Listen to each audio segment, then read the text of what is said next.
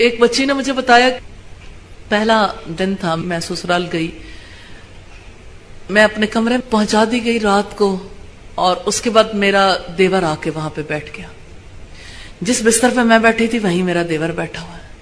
तो मुझे समझ ना आया, हमारी अपब्रिंगिंग कुछ मुख्तलिफ हुई थी, तो हमें समझ ना आया कि अब क्या करें। लेकिन रात के 2 बज गए, 2:30 बजे, लेकिन देवर जाने के लिए तैयारी नहीं। अब शौहर को इस बारे में कोई फिक्र लाहक नहीं है कि मेरा भाई बैठा है, उसको यह है कि मुझे अपने भाई से बहुत मोहब्बत है, और मेरा भाई अगर बैठा तो मैं तो अपने मुंह से नहीं कहूंगा कि वो उठ के चला जाए। मुझे एक बच्ची का फोन आया, मुझे उसने कहा कि मैं और मेरे शौहर यानी दोनों हनीमून के लिए कहीं गए, तो इत्तेफाक से घर वालों ने उनकी नंद और देवर को भी साथ कर दिया कि ये भी साथ जाएंगे। अब आप देखिए कितनी ज्यादती की बात है कि जहां एक जोड़े को, एक कपल को मौका मिल रहा है कि उनकी बामियां मांगी हो जाए, उस मौके पर भी देवर साथ है। अल्लाह के रसूल ने फरमाया, तुम्हारे देवर तुम्हारे लिए मौत है, और मौत को कोई गले थोड़ी लगाता है। लेकिन मौत किस हवाले से कहा, ये कोई ढकी छुपी बात नहीं है। सबसे ज्यादा अंडरस्टैंडिंग लड़कियों की अपने देवरों के साथ होती बहुत जल्दी, और हालात घर के जो खराब होते हैं उसमें बहुत ज्यादा दखल देवर का भी होता है, ये और एतबार से।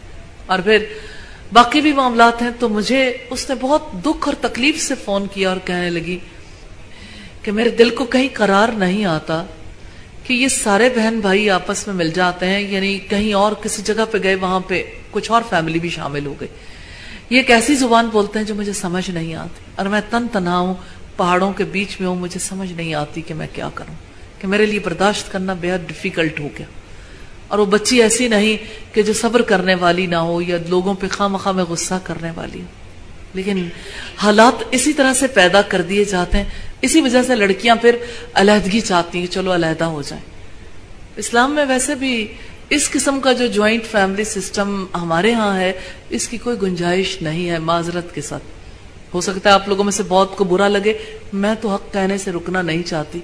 इसमें अगर लड़के और लड़की को आजादी, उनके पास इतनी जगह है, उनका अपना सेटअप अलग है, वो जो करना चाहें, आजादी से बच्ची घूम फिर सकती हो, अपने आजादी से कुछ कर सकती हो, तो कोई हरज की बात नहीं।